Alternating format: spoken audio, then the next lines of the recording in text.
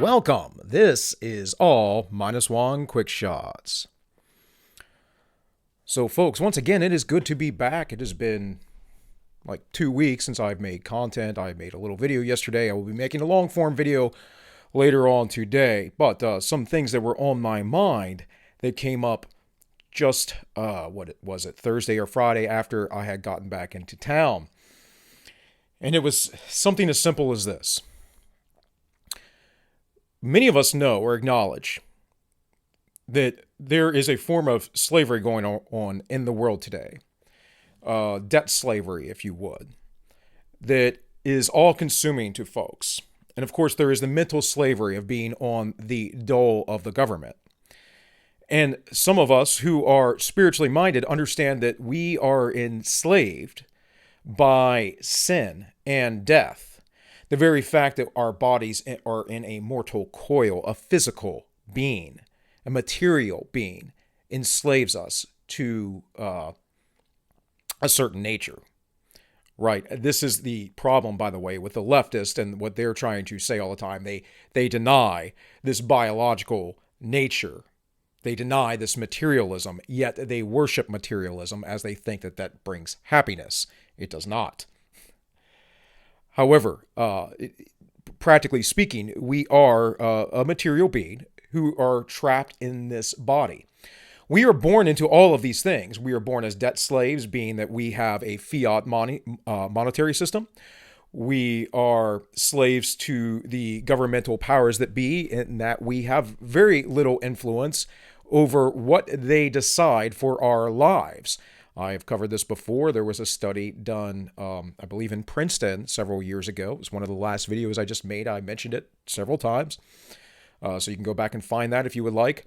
But yeah, the governments of the Western worlds do not care about the people. They follow what the NGOs say. They follow what the corporations say, the bankers, and all of those things. The folks of influence. So why do I bring this up? What is the point? Bill, you've ranted for 2 minutes about slavery and how we're in slavery. Well, the reality is that you are only enslaved if you choose to be. On the spiritual path, you have Christ, and Christ will free you from that slavery. That is literally everything that the Bible talks about in the New Testament. It is the good news, the gospel, that you can enter into the family of God, our Father, the architect and creator of the universe. You see,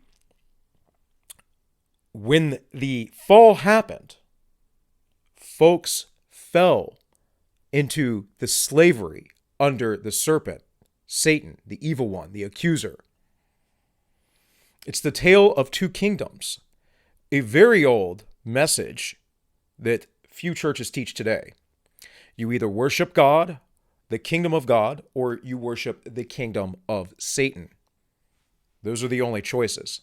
Why is that? Because God gave power over the earth to Satan. He is the king of this earth. So, again, why do I bring up all this slavery stuff? Well, it's kind of as simple as this.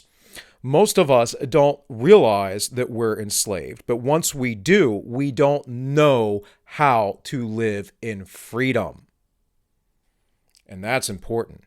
Because even within the world and within all this whole system that we live in and all of the chaos and all the craziness and all of the things that are out of our own power and control, we do have control over ourselves, our emotions, how we decide to react to things, and how we treat people. And we have control over who we wish to serve. Now, the difference between Satan's kingdom and Satan's slavery is something like this.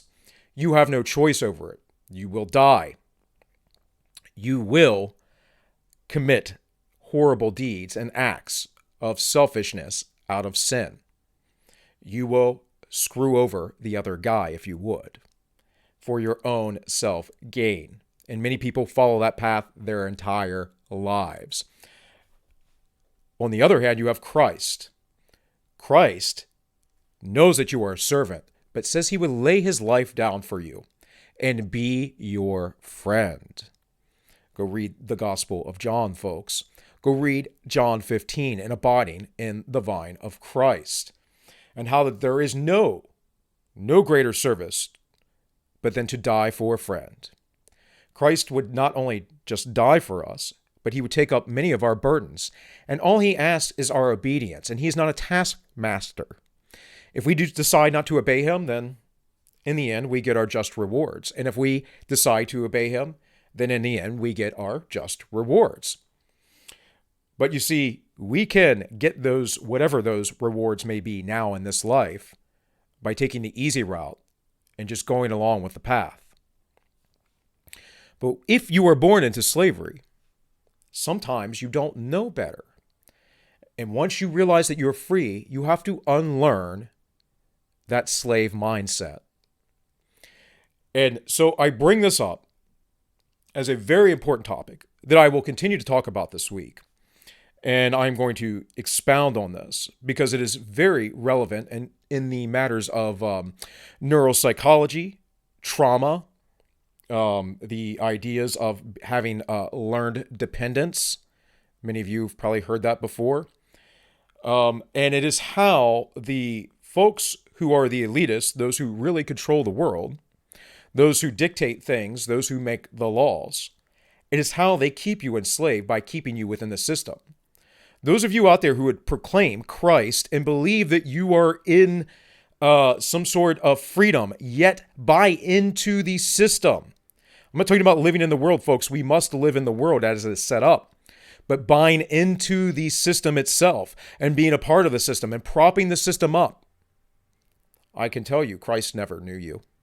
Or if he has known you, you have not bore fruit yet. And you are like the fig tree, which needs fertilized, or eventually you will be dug up and uprooted. And I don't say this to chide any of you. You must look into your own souls and judge yourselves. But what I am trying to explain to you is that many of you don't know. You think that you just said, oh, now I'm a Christian. Oh, I go to church. Oh, I might do this. I might do that. But you don't self-examine, you don't grow, and you don't dig deeper, and you allow yourselves to remain slaves. Christ said that there would be some servants who would beat the other servants while the master was away, and that he would return and find them beating them, and they would not get the same reward as the good servant.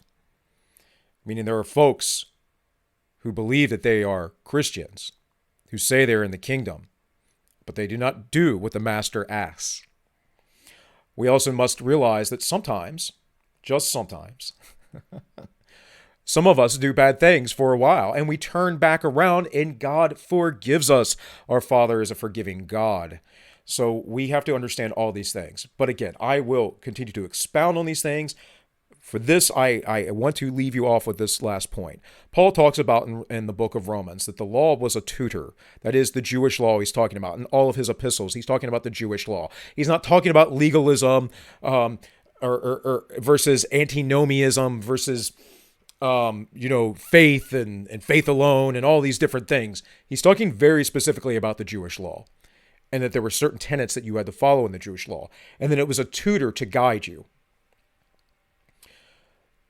The importance of this is that if you do not know that something is wrong, like Adam and Eve in the garden, they had no knowledge of evil until they did something wrong, because it was the only thing that they were forbidden to do. If you have no knowledge of evil or wrong, then you are innocent. But we aren't innocent, folks. We are born into a world where we are taught right and wrong. We know. And that is where we are judged at. So the law is a tutor to educate us what is right and wrong. Keep that in mind. Because when Paul talks about the law, that is what he is talking about. He's not saying that we do not need to be godly or holy, or that we do not need to follow Christ in a Christ-like manner as much as possible. No. He's saying that we need to understand that the law could only inform us of our evil. But now we must grow. And he says, so do I then turn around and sin to let grace abound? And he says, no, of course not. Because before you were a slave to sin and death, and now you should be a slave to righteousness. And I'm going to leave it there, folks. That's about all I have to say. Hey guys, I will be releasing a video a little bit later on today. I'm setting up an Instagram for these quick shots. It'll just be quick shots, but it'll be on there if you guys want to go follow. It'll just be all minus one word. I've actually had the page for a while. I just haven't done anything with it. We will be having our live show tomorrow, Wednesday, February 17th, with our friend Don of Plebeian Media. It will be our first live show in over 2 weeks. So go join us there, 7 p.m. Wednesday. And we will have another live show on the 20th, that is Saturday, at 3 p.m. with Radically Moderate, who's a small YouTuber that I happen to follow that... I seem to like what he presents, which is mostly news content, but just wanted to catch some of his opinions. So we'll have him on Saturday. And hey, guys, with all that, this has been All Minus One Quick Shots. And God bless, and I wish you all well.